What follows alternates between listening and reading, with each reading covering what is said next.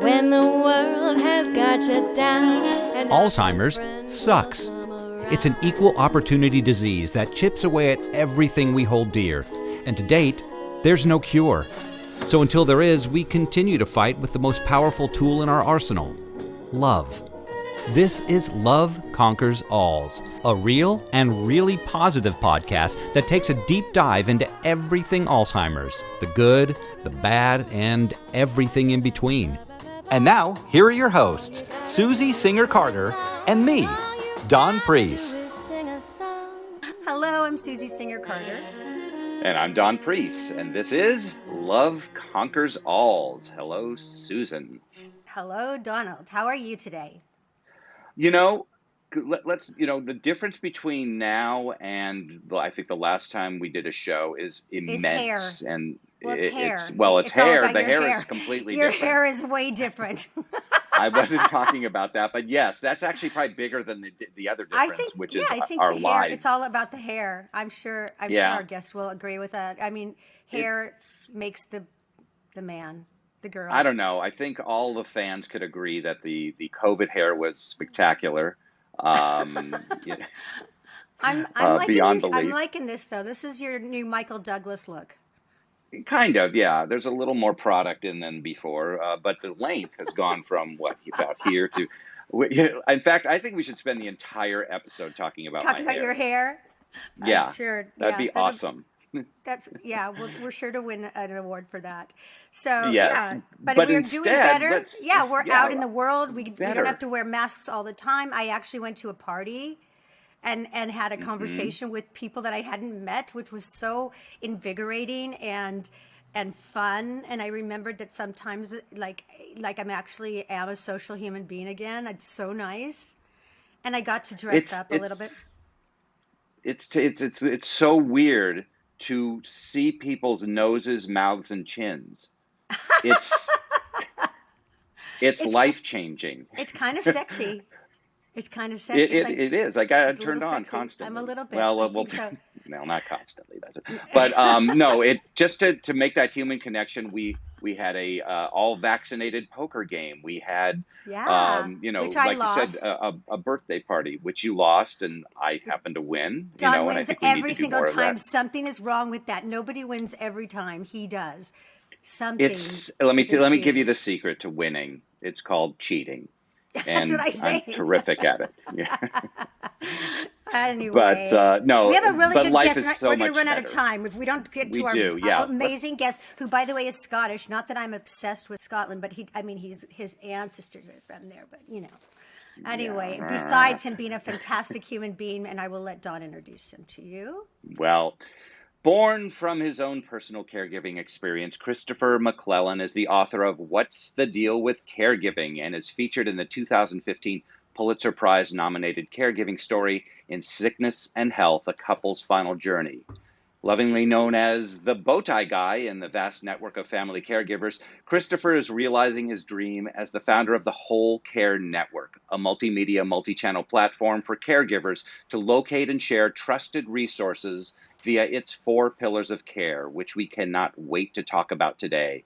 And with that, we say hello to the one, the only Bowtie Guy, Christopher MacLellan. Well, hello, Christopher. Well, greetings, Susie Hello, and Don. This is pretty awesome, but I need a picture of the long hair, though, Don. Well, we can bring that. We can put that up in post, but no, I will send that to you personally. Oh my gosh! Chris, my hair is missing from the top of my head, even. But I'm wearing my beret because I had a special request from Susie to wear my beret. I did. Indeed. Yeah, it's really great to be on your show. Thank you for inviting me. It's great to have you. It's great to learn about you and the Me Too from our mutual friends in the community, and that's what I love about this community is that it's a very sharing and caring community, and we get to meet wonderful people like you, and who have started this care network, which is like phenomenal for so many reasons, and tell us about your podcast, which I was just a You were guest just a on guest. before It's gonna be coming out in a I couple was just a weeks. guest with Sharesies. Yeah, actually, the name of my podcast is Healing Ties from the Bowtie Guy, and what we talk about on Healing Ties, we talk about caregiving, but I focus right now a lot on life after caregiving, because there's very two common aspects to caregiving. There's a beginning, and then there's an end, and in most cases, we're not prepared for either one of those life-changing events. So, for me, I'm in life after caregiving. So we try to focus on stories, because I am a firm believer that it's through story sharing where diversity meets the road to collaborate on a common cause. And our common cause is supporting caregivers. So true. And and what's so wonderful is that I am in the caregiving phase, and I know I have that to look forward to in my future, to be after that. And I don't mean look forward to it in a positive way, but it is what it is. And how will I be able to navigate that and negotiate that part of my life? And that's why your resources and your conversations that you're having are so important, for all of us. Well, thank you. And I think as I look back now, my partner Richard was diagnosed with esophageal cancer in 2011. Going back 10 years and thinking where technology and information has come so fast. 10 years, how did that 10 years go fast? But there's much more information available, and much more real life information, which I think is critical for every caregiver, because we're better prepared for these emergencies that come up. And connectiveness. And I think that, you're in the after stage, and I'm wondering if through the stories that people have told you and your own personal experience, that if there are regrets, if there is guilt, if there's anything because you didn't know what to do or how to do it. And of course, we want to avoid that. And I think what you're doing is helping people to avoid that regret or guilt. Is that something you experienced, or do you hear people talk about that? I do hear people talk about it, and I often reflect about my role as a caregiver and what I did well and what I did not do so well. And one of the things that we don't learn right off the top of our experience is that self-care is job number one for every caregiver. We are so intent on caring for the person that's entrusted in our care. And I'll use the generic term, our care partner, because I was fortunate. I cared for somebody that I truly love, but I know there are people out there that don't. But it comes full circle as we don't recognize that in order to care for somebody else, we have to be healthy in body, mind, and spirit ourselves. It's a dilemma. It's tricky, and oftentimes you don't learn it until way past the time that you're in it, or after caregiving has ended. But I will say this: that's important. The person who you're caring for, it's often not said, but they want you to be healthy and happy because you're their lifeline.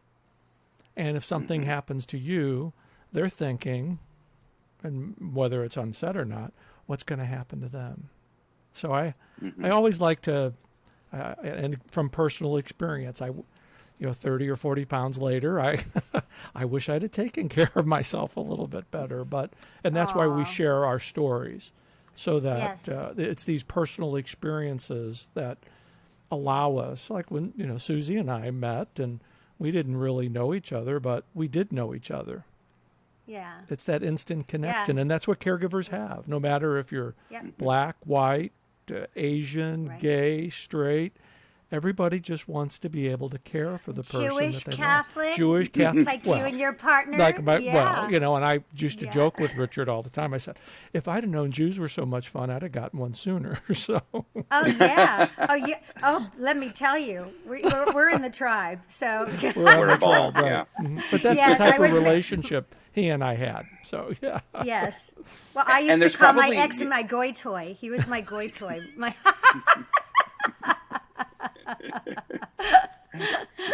But you know what? I could hear him laughing right now. I could hear him laughing. Oh, darling. No, he learned how to say tushy. He said tushy. And all the words. He learned how to ingratiate himself. But so what you're talking about, though, are the 4 pillars of what you outline in your network, your whole care network is whole care network based on that. I as I look back on where do I fit in this vast network of caregivers, my background's in social work. I spent 6 years in the Catholic seminary. We could do a whole show on that. My master's degree is in leadership and communication, but where do I fit? I'm not a doctor, not a nurse, not an attorney, but I've talked to all these people in the midst of caregiving, and to me, it comes back full circle to those pillars of care where everybody fits in our physical care, our social care, our financial care, our spiritual / holistic care, and how we can better find peace in those pillars so that you can care for yourself and care for the person. Balance, right? It's balance. It's all about, we've all been to a restaurant. We sit down at the table and put our arms on the table, our hands, and the table's unbalanced. Isn't that frustrating? But if our if our 4 pillars are not balanced, we're out of balance and life becomes challenging. And I that's what I'm trying to accomplish at the Whole Care Network by folks sharing their stories either through podcasts or videos or blogs. We're just kind of getting up and running with it, but it's a goal of mine to have a network where caregivers can read and see stories just like themselves. Exactly. You mentioned that there, during it you spoke to doctors and professionals and all those, and which is important. But I think maybe there's more value in speaking to other caregivers than going to a psychologist or psychiatrist who's just going to help you, as opposed to talking to the people who are going through it, sharing those experiences, taking knowledge from that, and taking just the fact that you don't feel alone, because I think you become isolated when you become a caregiver. It's all about being connected. It's all about. That's so true, Tom. Because all of a sudden you find yourself in this role, and you think you're the only one in it, because I've never met anybody that's had caregiving on their bucket list of things to do in life. There's nobody prepared to do this, and then it happens, and what do you do? And folks who have never dealt with the medical profession or the legal profession or are dealing with a social worker at a hospital, the discharge nurse. What do you do? Well, you just take your loved one home and give them these pills, and once a night you have to give them a shot. Give them a shot? What do you mean give them a shot? Yeah. I mean, Susie can tell you when she took her mom out of a facility at one time because the care was not excellent there. And what she was given, and Susie, you can tell the story, what she was given by that person who was discharging your mother to get you through. Do you recall this? Chicken soup for the soul. She gave me That's chicken what she soup was for handed. the soul. Yeah. No everything should disparaging be remarks fine. No disparaging remarks about chicken soup for the soul, because there's wonderful stories in there. But wonderful that was stories. supposed to be my Your my guide. my instructions, my manual for caring for my mother, right? And like I'm gonna quoting my friend Lisa Gibbons. No, there is no caregiver Barbie. Nobody wants it. It's not an aspiration.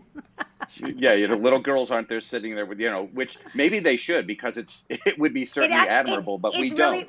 And more than that, it's rewarding. It is. That, what, there should be a caregiver Barbie, Mattel. For Barbie, there absolutely. Well, I think we should be on that, and it can. we just did. That's okay. Done. Mattel. Because when you think about it, if nobody, like you say, nobody, is prepared, maybe that this needs to become part of education for people. Not You don't wait till it happens. Exactly. You know, going in. And a friend of mine just last week said her mother, she was just diagnosed with dementia. She had no idea what to do, like I know. no clue, not a single idea of of a resource or anything. And by the way, folks, I went to Chris because said friend, a mutual friend of ours, who's actually acting in our other podcast. She said she didn't know what to do because her mother was still driving and she didn't know how to broach that. And Chris gave me the name of somebody who actually interfaces with your loved one and helps with that really hard task. It's a hard task to have that. It's the hardest task. Have that conversation about taking your keys away. That's their dignity. That's that's what they're still trying to hold on to. Exactly. And I forwarded her that information. So that's the kind of information you can find at the Whole Care Network, because it's, I didn't have that. My poor mom, she was on a loop going out to her car without her keys, going, I can't get into my car. I can't find my keys, because she didn't remember that she couldn't drive anymore. It's heartbreaking. And we need to learn these. We need to learn these tools. You know what? I'm interested. There's so much to talk to you about, but I'm interested to say that Chris's story as a caregiver is slightly different than a lot of ours that we speak to on Love Conquers All, because it doesn't have to do with Alzheimer's or dementia. It has to do with cancer and caregiving in that realm, which is in so many ways exactly the same. And in other ways different, because he could communicate with his partner. And you should read this story or watch his story. It's a beautiful story, the story of Richard, your partner, and Christopher. They are, in an honor of National Pride Month. I mean, I just think it's like the perfect story, because it's such a beautiful love story. And I cried. And I was just so moved by it. And Richard reminds me of one of the residents at my mom's when she was at Silverado. Don, remember the Holocaust guy? I can't remember his name, but he was kind of a servant, and he was going, young lady. He's different than Richard, but there was something about him that was very stoic, and he didn't really cotton to anybody's, he just he was very independent, but when he wanted something, he wanted something. And so one day I just went over to him, because everyone kind of ignored him, and I went over to him and I said, what can I do for you? And I said, and I took his hand and I gave him a kiss on the cheek, and he says, I love you. And I said, I love you too. He just wanted to be loved. He wanted connection. He wanted connection. What we all need human connection. Yeah. And especially one of the other things that I learned in the caregiving process, and I think this is true across the board. I was the co-pilot. There may have been things that I wanted Richard to do differently, but you know what? He was the one taking the medicine. He was the one going to radiation and chemotherapy.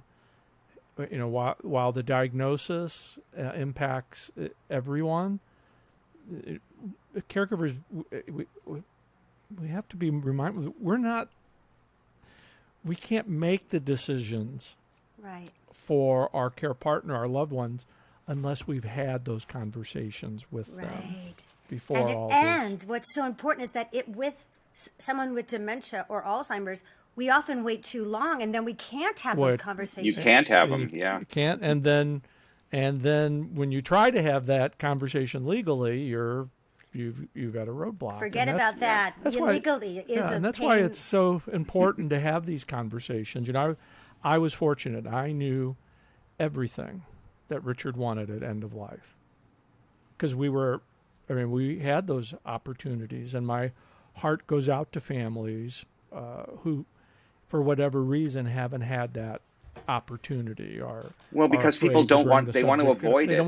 They're afraid to avoid it. I've talked to people across this kind of in the gay community, but there's partners that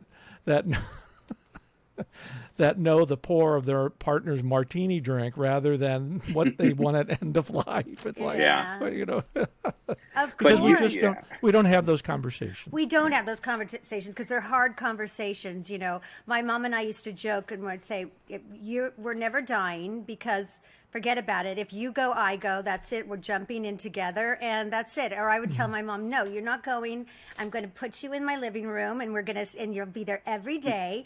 And I'll just say, we'll sing and I just, you know, that was our joke is that we're never going to, you know, she would say, Duffy, don't go. That was what she said. And, you know, so we don't like to have those conversations, but boy, if we could make it more just part of the education the norm that when you teach a child, like, you know, this is how you ride a bike, this is how you know, how you talk to your friends, and this is how you age. This is how you love. It comes from the fear. It comes from fear, though. It comes from the fear of death, Right. the fear of growing old, and people don't. If you don't talk about it, then it doesn't happen. It doesn't happen. Right. You have to deal with it. Of course, it does But- happen. Yeah, and you're talking about it in the back of an ambulance on the way to the hospital in an emergency. It's like, Yeah. you know what? And I think as I continue, you know, I'm 64 this year. I think in 10 years, we'll see change, just as we've seen change here in the last 5 years. This caregiving conversation is prevalent. It's in the forefront because COVID has certainly helped. If there's any benefit out of COVID, this is one of them. But there's more people willing to talk about it. You know, and employers have changed their philosophy on this because and I always like to tell this story, if you don't mind, that you know, a new employee, his first day at work, he's trying to find his way around. He's at the lunchroom, and nobody's sitting there talking to him. It's like being in high school, a new student in high school. But lo and behold, here comes the CEO, sits down right next to him. And they're trying to make that small talk, you know, whether it's sports or what. And one of them says, you know, I'm caring for my wife. And then the other one says, you know what, I'm caring for my wife too. And so all of a sudden they have something in common. And they can talk about their experiences, and then they learn something about each other. And these conversations are happening more and more because people are feeling more comfortable. Not everybody. People are feeling more comfortable about sharing their story, and that's where I feel like I'm suited best here is short story sharing, and giving people the opportunity to share their story so that they can feel comfort. I really believe it's cathartic to share your story. Absolutely. You know, circling back just a little bit, we talked about being prepared. And you were very prepared. You were wildly prepared, but you faced a roadblock because you were a gay couple, and we are so backwards in our society regarding that. And I know that's why you started the Purple Jacket blog. And I just want to know, do you feel like there's any progress being made at all? Do you see any progress? Well, you know, I think it's also important to note that our story was written before marriage equality. So some of the things that I did, my green folder, I took the green folder with me everywhere that had all of our legal documents in it, because you never know who you were going to run into.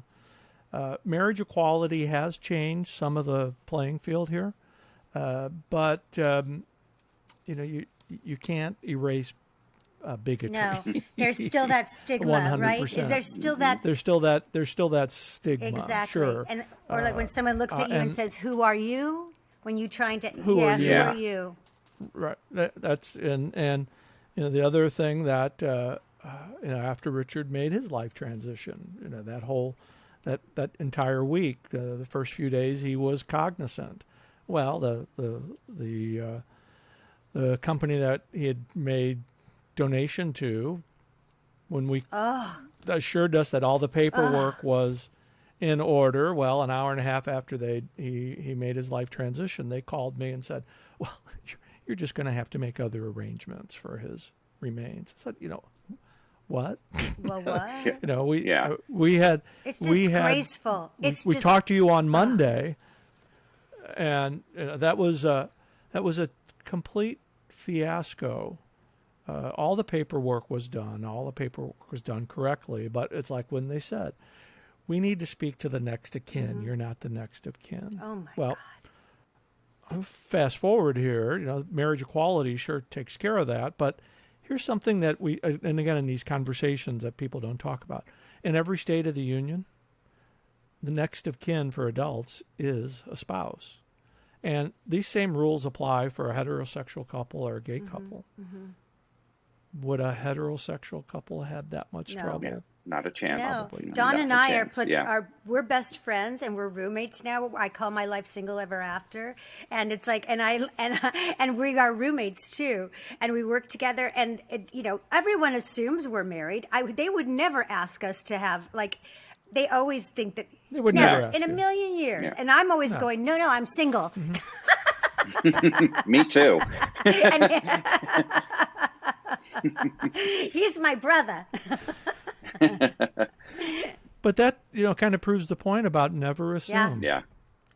Yeah. Well, now that there's so many baby what you boomers, see is not, there's so many baby boomers who are in, you know, who are senior citizens now. So, senior citizens.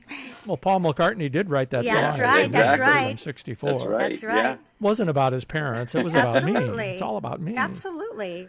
Yeah. And I think, you know, so the fact is, you know, in some ways, hallelujah, because, you know, the demographics are heavily, you know, and I think that it's going to really illuminate. I think in 25 years, this issue is going to be a non-issue. I hope so. Because of the folks that are coming behind us, they have a different, you know, they have a different philosophy. And I use this kind of parallel, interracial marriage. Yeah. Is that? Yeah. No, it's true. I mean, You know, the problem is, I think our politicians who are making the laws are always behind society. And so therefore, you know, if that wasn't the case, it would be much quicker than 25 years. And I'm still not even sure about it. You know, what I see every day, I'm not even sure about the 25 years. Well, yeah, but we do there need a whole is set of progress, new at leaders, least. but that's a Yeah. whole other There podcast. is No, progress. Don, you're Yeah. so right, Don, because it's like even just getting, you know, my mom has been in assisted living. We've been quarantined from her for over a year and a half now, right? And they're still waiting for California to issue what, you know, the new regulations. So, you know, none of us have time on our side. Governor Newsom, like none of us do. Like, could you please put some focus on that and get that out so that we can see our loved ones more than 5 minutes with masks Right. on? You know, it's important. It's important, right? I mean, connectiveness, love. Very much so, and you talked about it at the beginning of the podcast in your entry. It's, you know, just to be able to see somebody else's face in person. You know, we've all done these Yeah. Zoom and Riverside and all, but to be able to physically connect with Touch. somebody, Yeah. It's and then I can show off my beard. That's right. So that How makes cute is Chris? Look at him. well, He's I adorable. have to say one thing. If the beard gets any longer, you're not going to be the bow tie guy anymore. So you. No, I had to. I had to trim it a few months ago. I got my first TV commercial. Wow, awesome. So they wanted to see the bow tie, so I had to trim it. So, but I'd do it again. Yeah. Or if you want to bring me out to L.A., This is a very castable man, isn't he? He's Yes. he's like adorable. yeah. He's Burl Ivesy and yet Scottishy. We And, can get you on Outlander. We can Yeah. get you on a Christmas thing, and it just, you know. he could. my bags are Ready to go. packed.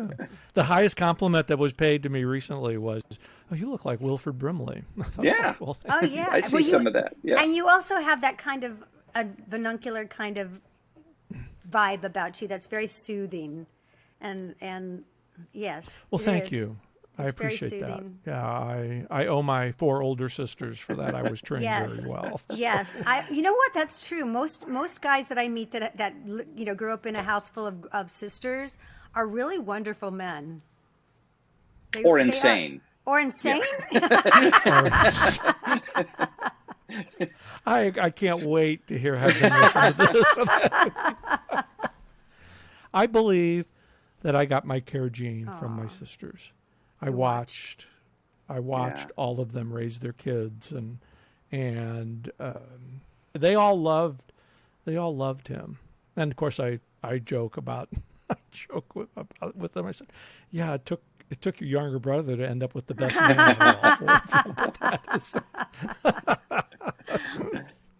But they all loved him. They really did love him. We were completely accepted by everybody in the family, which I'm very thankful for, because I know that's not often the case. I want to talk about something that's really important to you, and I want to know if it was something that you could go to, because I think people, when you're caregiving under that circumstance, you pretty much drop your life. You drop, everything, which you probably shouldn't, and that comes back to taking care of yourself. Christopher is an amazing bowler. he is an amazing bowler, and I want to know if that was something that you gave up, went to as therapy, and because I think it's important for people not to drop their life completely. And wait, you were elected. Let me just give you a props here. Elected to the St. Louis United States Bowling Congress Hall of Fame 2020. What? Yes, I was. I bowled professionally for in another lifetime, and last year I was elected to the St. Louis Bowlers Hall of Fame. It was quite an honor. My lady. And, we're on Downton Abbey. I could love that. So, no, actually, what I did give up, Don, was bike riding, rollerblading, walking, things that I had actively done for a number of time. I'd given up bowling a number of years before. Shoulder, knee. I mean, yeah, exactly. Yes, but all those other things you probably, those were the things you. But should all those not other have things, because those are some of the and you have to find that balance, and I'm not saying it's easy, but you can't really give up everything. You have to find something for yourself, and I always like to tell people now, set a daily intention for yourself. Whether it's 5 minutes of sitting in the closet. Well, I don't go in the closet anymore, but sitting in the closet and just, relaxing or meditating or finding some me time, 5 extra minutes in the shower. Find that comfort zone that's dedicated just for you, because you don't know what's going to happen that day. You don't, caregiving is unplanned, and your best plans that you might have for that day could go out the window in a moment's notice. But with that, be mindful of self. It's okay, caregivers, it's okay to take care of yourself. It really is. Okay, it's essential. Yeah. Take it from somebody who put on 35, 40 pounds. It should be mandatory, because you are not doing the person you're caregiving for any good by diminishing yourself.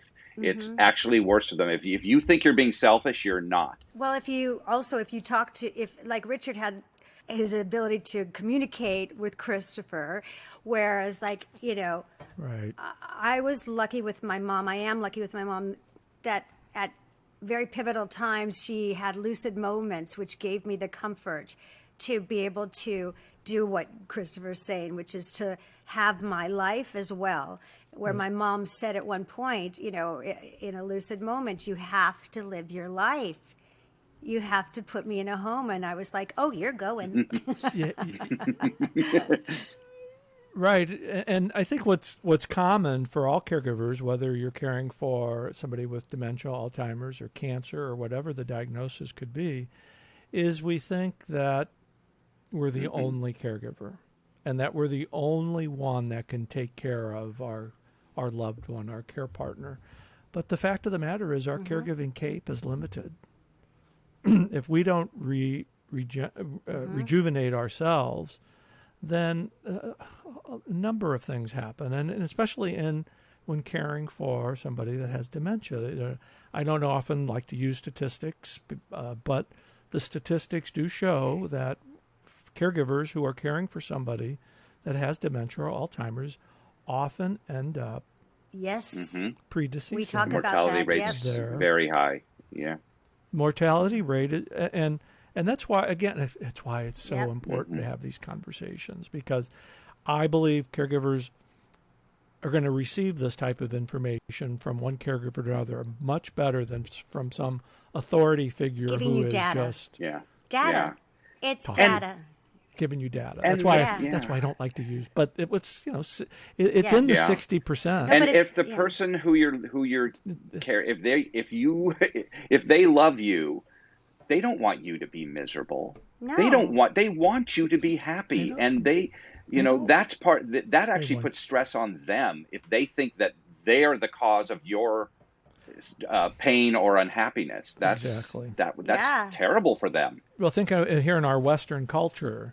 It's like, how many times have you heard your parents say, well, "I Right. don't want my kids. I don't want to be a take care of me." burden. Yeah. I don't want to be a Right. burden. I don't want to be. Right? I don't want to be a burden.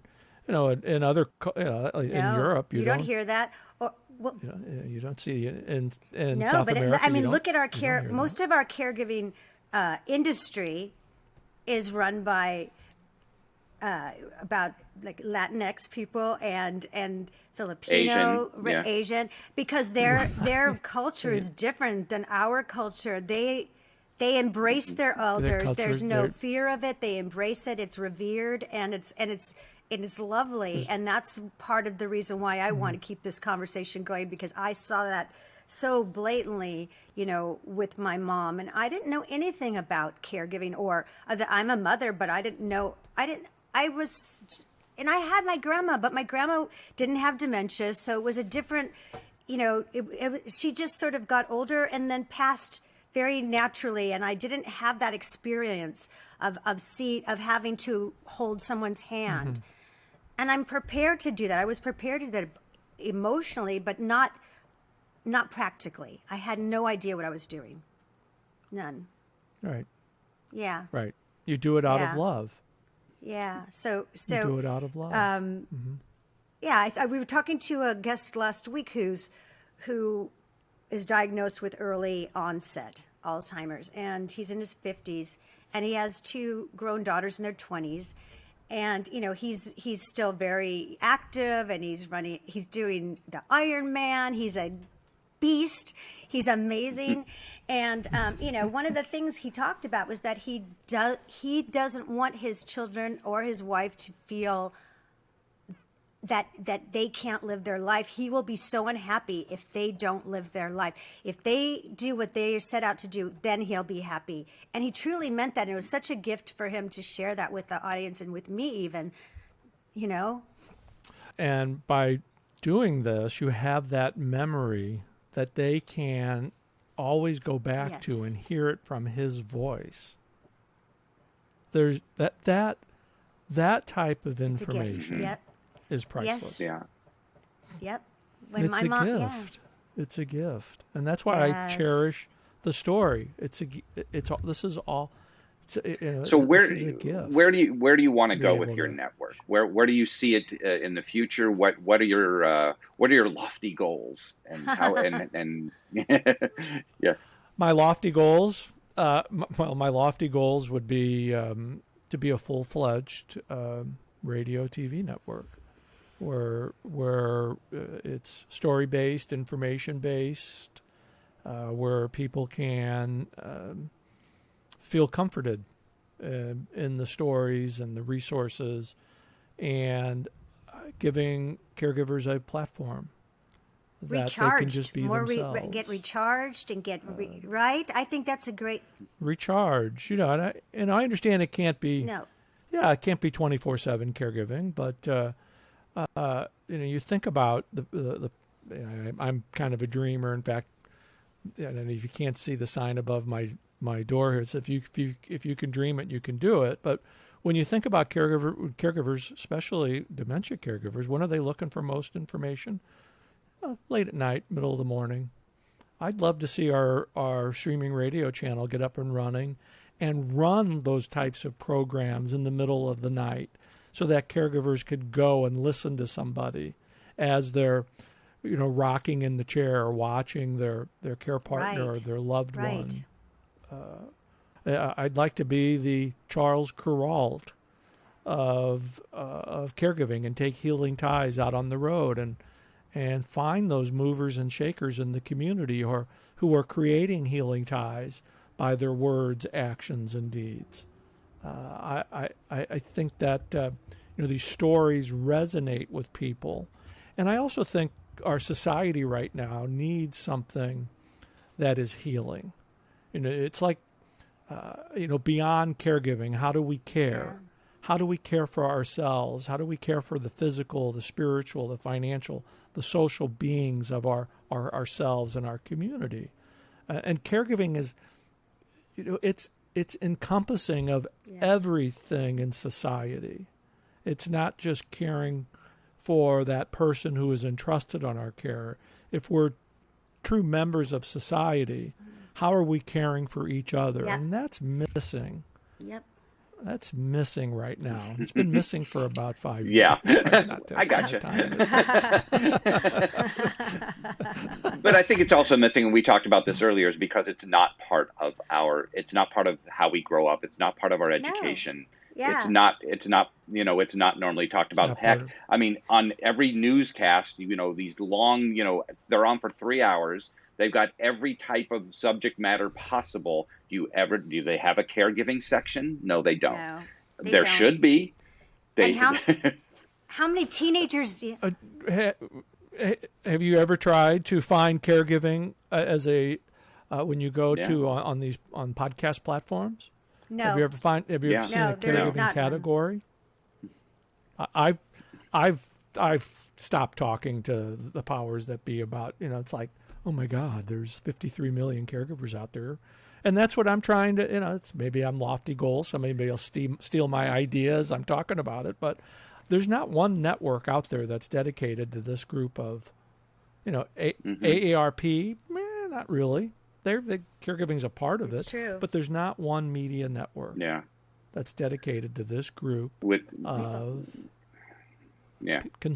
consumers. Now that's when their ears pick up. That's when people and decision making people with that's when they hear, and that's when lawmakers. How much does this cost? Well, you know what? If over a 10-year period a female caregiver loses about $300,000 in wages and income, how does that impact? Exactly. How does that impact a company? Exactly. And losing.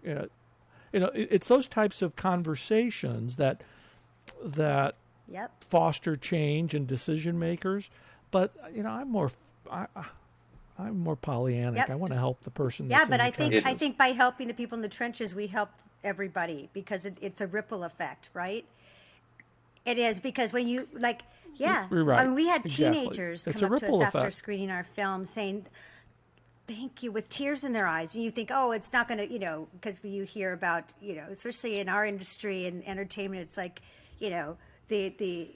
this topic is so taboo. You don't want to, no one's going to watch, no one cares. We had teenagers come up, literally, right, Dawn, crying and like hugging saying us. because that was they're like, you told my story. We're like, wait, how did we tell your story? You're a 16-year-old. She goes, that was my grandmother. That's my grandma. I need to introduce you to Connie Siscori down here in Florida. She has the Caregivers Youth Project, and they're into junior highs and senior highs. All these kids that are taking care of their parents or their grandparents and going to high school. All these kids that are taking care of their parents who have ALS. All these, this is everywhere, and this is one of those unique opportunities where if you want to just talk political, there's representatives on both sides of the aisle in Washington and in every state house that are a caregiver. They get it. Why can't they get their hands off? I mean, there are a few. We had a California state senator who we interviewed it's just what she's all about. and she is Yeah. in the trenches trying to get stuff done, but she's, a voice. We need more than one voice. Yeah, but listen, but it's helpful. Yeah, it's helpful because I actually said to her, I'm ready. We need to have, we have children as our dependents in our tax return. If we're caregivers, we should be able to have that for the people we care for, because this is exactly What's the going on. difference? Right. And Yeah. and she was like, Except oh for my. it's more expensive. What's the Yeah. difference? So yeah, so we, talking about it, keeping it going, right. it's really the power that we have. And I actually want to start. I love that youth movement. I want to start it in kindergarten, where we can introduce little kids so they're not afraid of people who are older. Yeah, and they And know I think it's naturally Not they're afraid. not. I think they get fear from like when little kids are afraid of older people. I think they're mirroring what they see from their From their parents or parents, yeah. people in Yeah. their family. yeah. So yeah, I don't think 100%. naturally they're afraid. Right. So Right. Very much so. so Well, I think how. yeah. Go ahead, Sus. Oh no, I was just gonna say, is there anything that we have left out? Because like was we gonna just say. went, like we just this hour just went. Boop. Just no. Well, first of all, it's just Thank you. it feels like I've known the two of you forever. This is just I'm really honored to be on your show and the opportunity to share our story. And I think if there was one thing that I wanted to say to the caregivers out there, and it's kind of a metaphor, but for plants to have new blooms, they have to be watered. And for every caregiver out there, you have to find that nourishment so that you can Right. be watered,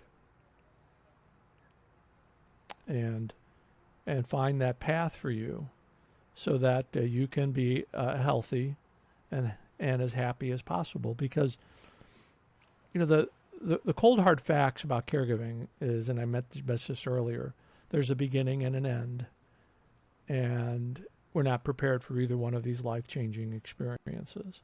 But I know from my experience, my faith tells me I will see him again. My mind tells me he's forever pain-free. And my heart tells me he's standing right beside me. And that's why I continue to be an advocate for every caregiver out there. And I can't thank you enough for letting me be on your show. You just get me in my heart so hard. You just are Thank so. you. I can't wait to see you in person one day, because you're just. I'd I love gotta to- hug you. I gotta hug you out right now. When we all go to Scotland. Yeah. Yeah. Well, when we go to Scotland, when we all go to Christopher, Scotland together. thank you so much for sharing your story and being so open Well. and transparent with your love. Your love is such a inspiration, and it's a muse for everybody, because it's just beautiful, and it was such a what I don't want to use a trite comparison, but what do they call it? Like a winter spring kind of relationship. Yeah, May, December. In the May, gay December, community, it's yeah. called May, December. Richard and I were 20 some odd years apart in age, but there was an instant attraction when we met. It's just beautiful, and it's the way that the love, what I saw in your video, is palpable and so moving, and we should all be so lucky to have that kind of love. Thank you. And Dawn, which is kind of a great segue to say, Yeah, which inspires me. Yeah, it does inspire me. All of this love inspires me to say what I say at the end of every show, but it's so true. And that is, love is powerful, love is contagious, and love conquers all. And thanks for being with us today, and we'll see you next time.